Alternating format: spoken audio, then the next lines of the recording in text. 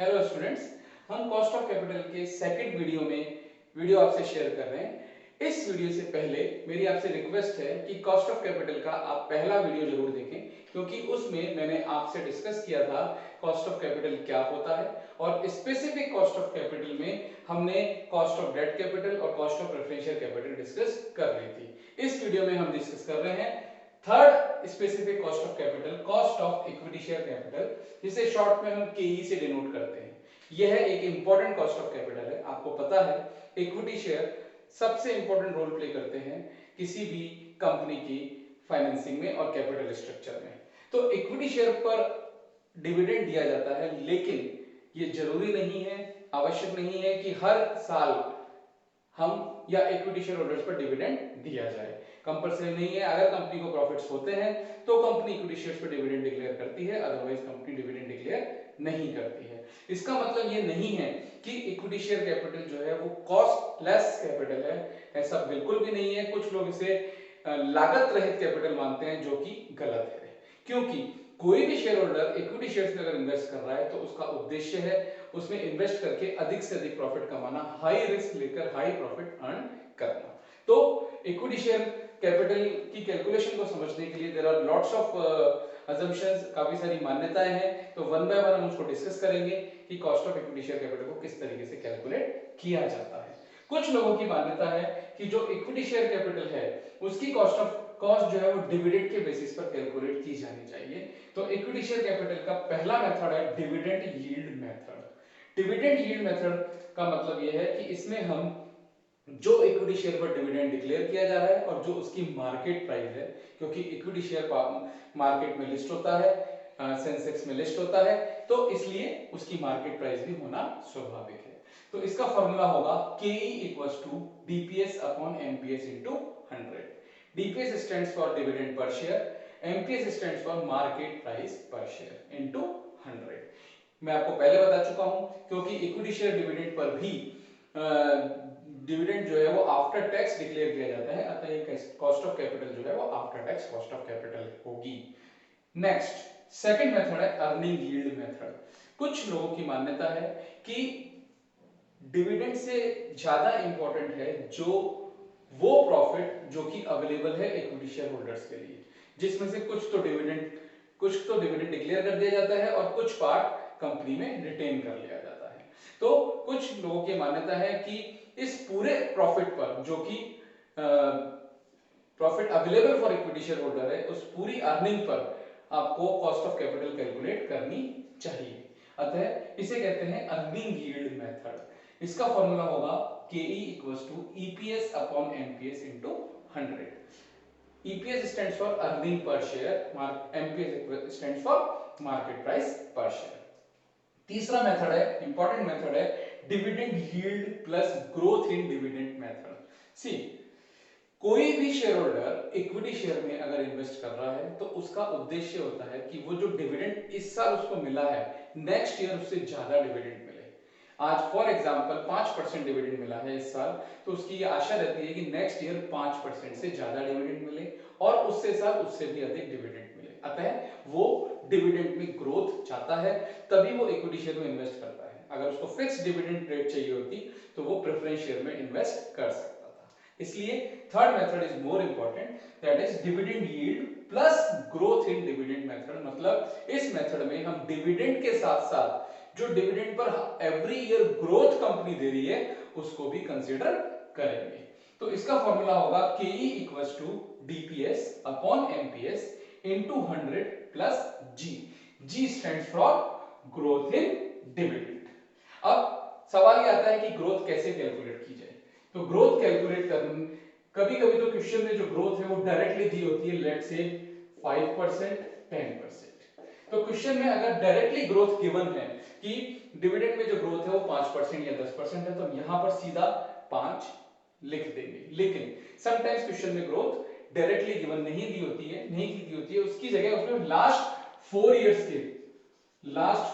के या 5 इयर्स की डिविडेंड रेट्स गिवन होती है कि लास्ट 4 साल में हमने क्या क्या रेट पर डिविडेंड कंपनी ने दिया या लास्ट 5 ईयर्स में क्या क्या कंपनी ने डिविडेंड दिया।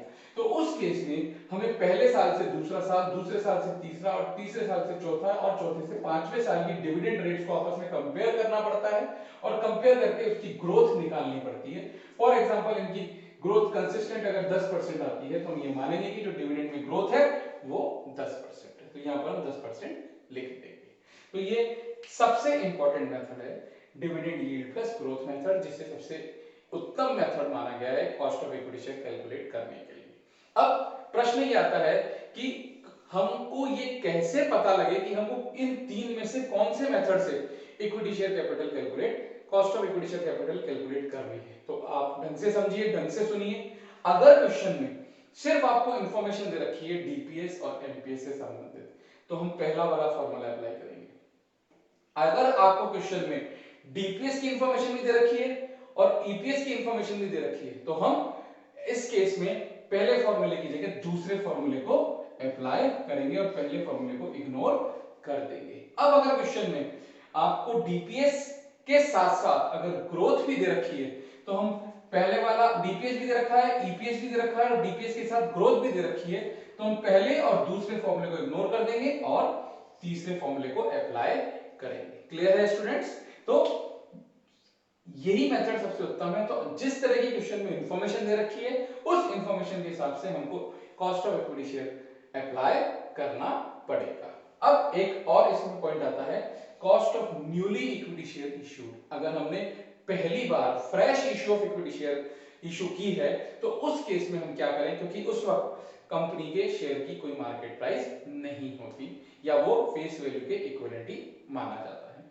तो इस केस में हमें एमपीएस की जगह जो फॉर्मूला अप्लाई करना पड़ेगा वो हम करेंगे नेट प्रॉफिट्स, क्योंकि पहली बार जब हम इक्विटी शेयर इशू कर रहे हैं तो नेचुरल है हमारे इशू एक्सपेंसेस होंगे और इशू एक्सपेंसेस के बाद जो अर्निंग आएगी उस नेट अर्निंग को हम कंसीडर करेंगे। तो उस केस में फॉर्मूला अप्लाई होगा, या तो अगर डिविडेंड दे रखा है सिर्फ तो DPS upon net profit into 100, अगर अर्निंग पर शेयर दे रखा है तो ईपीएस अपॉन एनपी इनटू 100, और अगर डीपीएस के साथ ग्रोथ दे रखी है तो DPS upon net profits into 100 plus growth का फॉर्मूला अप्लाई होगा। आई होप आपको equity share, cost of equity share capital किस तरीके से कैलकुलेट करना है क्लियर हो गया होगा। अब हम नेक्स्ट इंपॉर्टेंट मेथड डिस्कस करेंगे cost of retained earning. Next and last important method of specific cost of capital is cost of retained earning.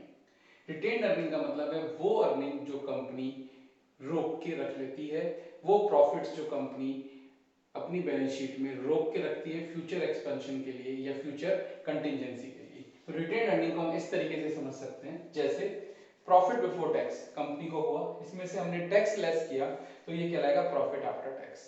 इस प्रॉफिट आफ्टर टैक्स में से हम प्रेफरेंस शेयर होल्डर्स को डिविडेंड डिक्लेयर करेंगे, तो PAT में से जब प्रेफरेंस डिविडेंड माइनस करेंगे तो जो हमें मिलेगा वो कहलाएगा profit available for equity share holders. अब profit available for equity share holders में से कुछ पार्ट हम डिविडेंड के रूप में शेयर होल्डर्स को डिक्लेयर कर देते हैं, और इसके बाद जो पैसा बचता है, जो प्रॉफिट बचता है वो कहलाता है रिटेन्ड अर्निंग या प्लफिंग बैक ऑफ प्रॉफिट्स, प्रतिधारित अर्जन। तो इस ये जो रिटेन्ड अर्निंग है इस पर किसका अधिकार है? नेचुरल है, जब profit available for equity share holders में एक पार्ट हमने डिविडेंड को दे दिया तो जो दूसरा पार्ट बचा उस पर भी इक्विटी शेयर होल्डर्स का ही अधिकार है, तो उसकी भी कॉस्ट ऑफ कैपिटल होती है, उसे हम इस प्रकार कैलकुलेट करेंगे। तो cost of capital, cost of retained earning calculate करने से पहले कुछ एडजस्टमेंट्स को हमको समझना पड़ेगा, वो इस प्रकार है। Adjustment number 1, personal income tax. For example अगर पूरा पैसा जो हमने कंपनी ने रोक लिया, इसको अगर कंपनी रोकती नहीं और पूरा पैसा इक्विटी शेयर होल्डर्स को डिक्लेयर डिविडेंड के रूप में डिक्लेयर कर देती, तो इक्विटी शेयर होल्डर की इनकम बढ़ जाती, और अगर इनकम बढ़ जाती तो उसे अपनी इनकम पर टैक्स देना पड़ता। तो हमें यहाँ पर टैक्स का एडजस्टमेंट करना पड़ेगा। तो क्या हो जाएगा, KR equals to KE 1 minus TP। यहाँ TP से मतलब है personal tax rate. Is that clear? Okay, तो ये हो गया पर्सनल इनकम टैक्स। नेक्स्ट, अगर शेयर होल्डर की अर्निंग बढ़ जाती तो नेचुरल है उस बढ़े हुए पैसे को वो कहीं ना कहीं इन्वेस्ट करता, और कहीं ना कहीं इन्वेस्ट करता तो उसे ब्रोकरेज पे करनी पड़ती। अतः हमें ब्रोकरेज का एडजस्टमेंट करना पड़ेगा, तो जिसका फॉर्मूला होगा KR equals to KE with in bracket 1 minus B brokerage rate, B stands for brokerage rate.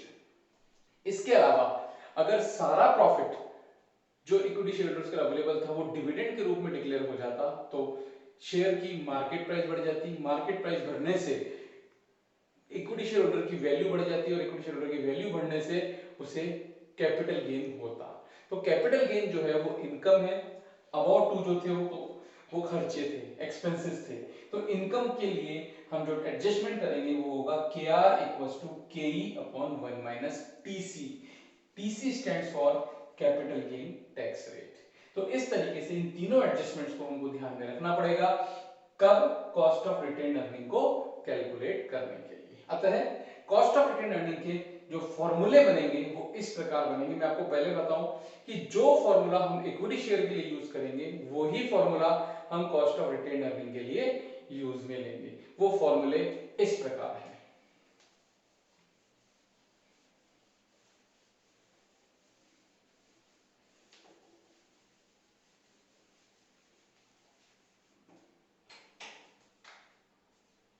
रुक गया? तो students, cost of retain earning के फॉर्मूले इस प्रकार होंगे। नंबर 1 DPS अपॉन MPS जो कि कॉस्ट ऑफ इक्विटी शेयर का फॉर्मूला में था। अब इसमें हम एडजस्टमेंट करेंगे 1 minus TP into 1 minus B upon में 1 माइनस TC। इसका मतलब मैं आपको समझा चुका हूं, personal income tax rate, brokerage rate और capital gain tax rate, capital gain tax rate. इसी तरह से दूसरा फॉर्मूला EPS अपॉन MPS और same adjustments will be applicable.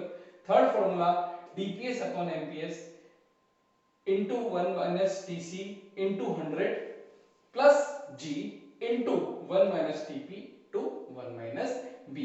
तो जो भी हमको इक्विटी शेयर का जो भी फॉर्मूला हम अप्लाई करेंगे वही फॉर्मूला हम कॉस्ट ऑफ रिटेन अर्निंग का अप्लाई करेंगे, चाहे ये।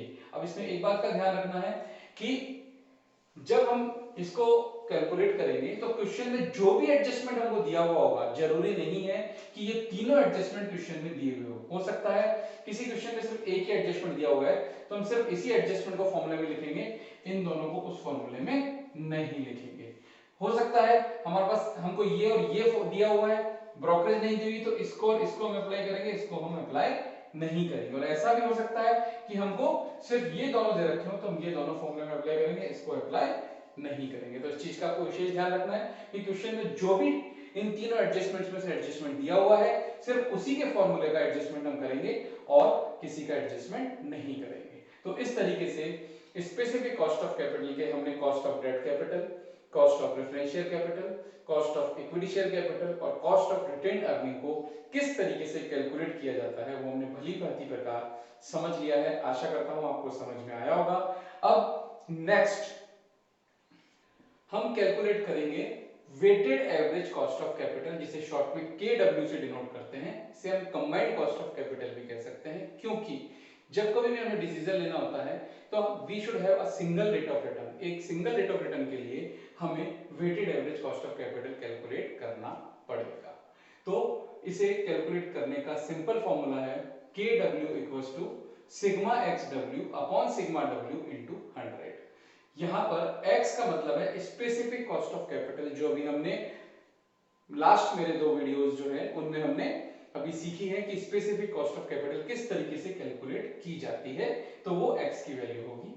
W stands for wait assigned, जो भी वेट हम असाइन करेंगे वो कहलाएगा W। और जो वेट असाइन होते हैं वो 2 तरीके से हो सकते हैं, जैसा भी प्रश्न में गिवन है उसके हिसाब से हमको वेट असाइन करने पड़ेंगे। ये वेट 2 तरीके से असाइन हो सकते हैं, एक तो होगा on the basis of book value और दूसरा होगा on the basis of market value, on the basis of market value. हो सकता है क्वेश्चन में किसी भी बेसिस पर आपसे वेट असाइन करा सकता है, या एक ऐसा भी प्रश्न आ सकता है जिसमें बुक वैल्यू और मार्केट वैल्यू दोनों से ही हमको cost of weighted average capital calculate करनी पड़ेगी। इसे हम एक बहुत ही एक एग्जांपल के सहायता से इसको कैलकुलेट करना सीखेंगे। ये इंपॉर्टेंट कॉस्ट ऑफ कैपिटल है और अधिकांशतः जो एग्जाम में क्वेश्चन पूछा जाता है वो weighted average cost of capital पर ही पूछा जाता है, क्योंकि इस मेथड में कंप्लीट कॉस्ट ऑफ कैपिटल का रिवीजन हो जाता है। तो हम एग्जांपल से इसे समझेंगे। See students, weighted average cost of capital को हम एक एग्जांपल से समझेंगे। क्वेश्चन में गिवन है सोर्सेस, जो कि हैं ये स्पेसिफिक सोर्सेज हैं, जो कि हैं equity share, retained earning, preference share capital and debentures. In sources की बुक वैल्यू क्वेश्चन में गिवन है 3,50,000, 2,00,000, 150 and 3,00,000। Cost of capital question में गिवन है 12%, 10%, 13% एंड 9%। ये आपको क्वेश्चन में गिवन है। अब हमको इसे सॉल्व करना है। क्योंकि क्वेश्चन में मार्केट वैल्यू के संबंध में कुछ भी नहीं दिया हुआ है, इसलिए ये ऑब्वियस है, इंप्लाइड है कि हम इसे बुक वैल्यू के बेसिस पर ही कैलकुलेट करेंगे। तो मैंने आपको बताया था कि जो वेट्स हैं वो बुक वैल्यू के आधार पर कैलकुलेट किए जाएंगे। तो इसका फॉर्मूला में अप्लाई करेंगे, KW = sigma XW upon sigma W।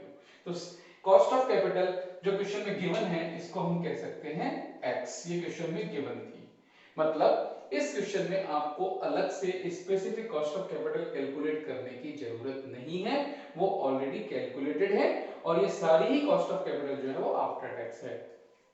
तो हमको हमारा सबसे पहला टास्क है वेट असाइन करना। सी, आप जब क्वेश्चंस को करेंगे या कोई बुक को कंसल्ट करेंगे तो उसमें 2, 3, 4 तरीके दे रखे हैं वेट असाइन करने के। मैं आपको बिल्कुल सिंपल तरीका बताऊंगा वेट असाइन करने का, जो सबसे इजीएस्ट है। तो देखिए, ये आपको बुक वैल्यू है हर सोर्स की, तो इसमें हमको कॉमन निकालना है। तो आपको सिंपल सा दिख रहा है कि जो कॉमन निकलेगा वो हम उसको 5 से मल्टीप्लाई कर सकते हैं। 5 7 जा 35, तो इसका वेट आ गया 7। 5 4 जा 20, तो इसका वेट आया 4। 5 3 जा 15, इसका वेट आएगा 3 एंड 5 6 जा 30, तो इसका वेट आएगा 6। इस तरीके से वेट का टोटल जो कहलाता है sigma W, sigma W will be 20। और नेक्स्ट है सिग्मा XW, मतलब product of sum of X and W। तो XW कैसे कैलकुलेट होगा? X multiply by W। तो ये हो जाएगा 12 7 जा 84, 10 4 जा 40, 13 3 जा 39, 9 6 जा 54। तो sigma XW will be 217। Sigma XW will be 217। अब हमको सिंपल इसको फॉर्मूले में अप्लाई करना है। तो ये हो गया 217 डिवाइडेड बाय 20 इक्वल्स टू 10.85%। अब चूंकि कॉस्ट ऑफ कैपिटल हमने पहले सीखा था कि परसेंटेज में कैलकुलेट होती है, यहां हमने परसेंटेज नहीं लगाया था, इसलिए एंड में हम फाइनली जब आंसर आएगा तो उसमें पुट कर देंगे परसेंटेज। तो हमारा answer will be 10.85%। Is that clear students? अब आप समझिए, हो सकता है इस क्वेश्चन में तो आपको कॉस्ट ऑफ कैपिटल दी हुई थी, लेकिन कुछ क्वेश्चन इस तरीके के भी हो सकते हैं जिसमें कॉस्ट ऑफ कैपिटल वो आपसे अलग से कैलकुलेट करवाएगा। तो आपको ध्यान रखना है, जो हमने प्रीवियस मेथड्स पढ़े हैं cost of equity share calculate करने के, उस मेथड से cost of equity share calculate होगी। रिटेन अर्निंग का भी मैंने आपको मेथड बताया। इसी तरह से cost of preference share capital और कॉस्ट ऑफ डिबेंचर कैपिटल की आपको स्पेसिफिक कॉस्ट कैलकुलेट क्वेश्चन में करवा सकता है। तो आपको सबसे पहले वर्किंग नोट में उनकी specific cost of capital calculate करनी पड़ेगी। और एक चीज का ध्यान रखना है, जो डिबेंचर है वो कॉस्ट ऑफ कैपिटल होती है बिफोर टैक्स, तो आपको डिबेंचर को आफ्टर टैक्स में कन्वर्ट करना पड़ेगा। कई बार स्टूडेंट्स गलती कर जाते हैं और यहाँ पर बिफोर टैक्स रेट लिख देते हैं, जिससे हमारा आंसर गलत हो जाता है। तो आपको इसका स्पेसिफिक ध्यान रखना है। ये तीनों कॉस्ट ऑफ कैपिटल जो होती है वो आफ्टर टैक्स होती है, लेकिन जो डिबेंचर है वो बिफोर टैक्स होता है।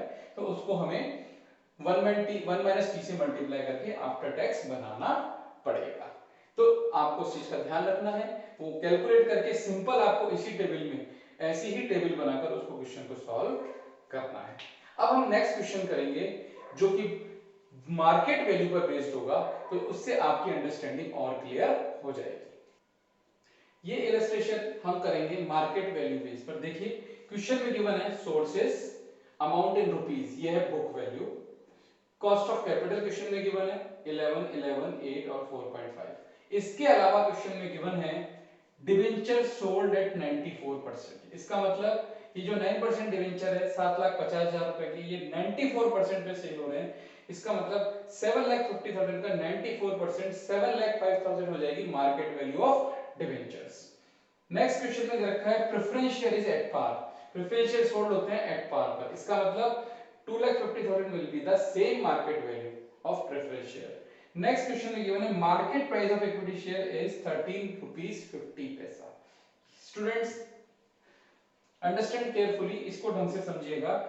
इक्विटी शेयर की मार्केट प्राइस दे रखी है 13 रुपए 50 पैसे। आपको पता है कि इक्विटी शेयर होल्डर्स का जो हक रहता है वो इक्विटी शेयर पे और साथ साथ रिटेन अर्निंग दोनों पर ही उनका राइट रहता है, वो दोनों के ही ओनर होते हैं। तो देखिए यहां पर क्वेश्चन में गिवन है equity share at the rate of ₹10 और अमाउंट है 10 लाख। इसका मतलब number of equity shares will be 1 lakh.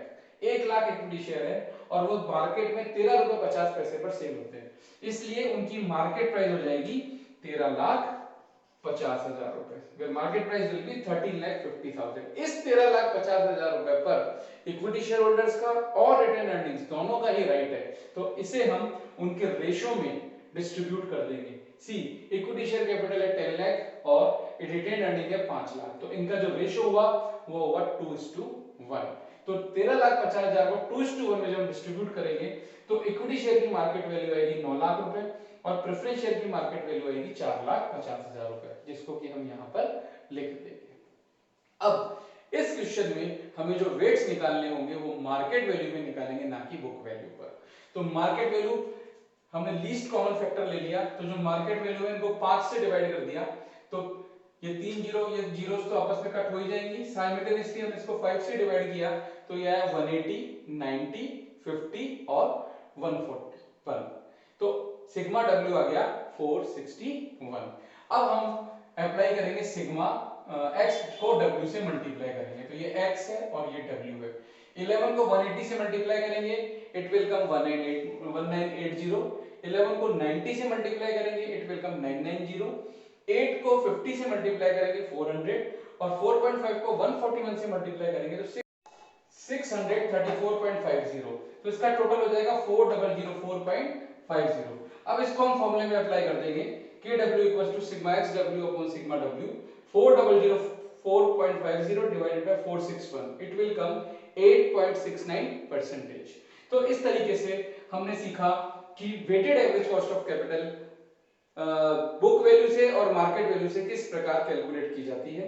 तो इंपॉर्टेंट क्वेश्चन है, इसमें आपको सिर्फ इतना सा ध्यान रखना है कि हो सकता है किसी क्वेश्चन में ये चारों स्पेसिफिक कॉस्ट ऑफ कैपिटल आपको कैलकुलेट कराए, तो वो आपको कैलकुलेट करनी है और कैलकुलेट करने के बाद आपको ये देखना है कि वेट जो है वो बुक वैल्यू से लेने हैं या मार्केट वैल्यू से, और इसी फॉर्मूले में अप्लाई करके उसको सॉल्व करना है। इस तरीके से हमारा कॉस्ट ऑफ कैपिटल का जो चैप्टर है, टॉपिक है, वो कंप्लीट होता है। अगर किसी को कुछ प्रॉब्लम है, कुछ क्वेरी है, तो मेरे मैसेज बॉक्स में टेक्स्ट करके मुझसे पूछ सकता है। आशा करता हूं ये कॉस्ट ऑफ कैपिटल के जो 2 वीडियोस मैंने आपको शेयर किए हैं ये आपके लिए फायदेमंद रहेंगे। आप इसको ढंग से पढ़ें और अकॉर्डिंगली अपने एक्सरसाइज को सॉल्व करें। थैंक यू, धन्यवाद।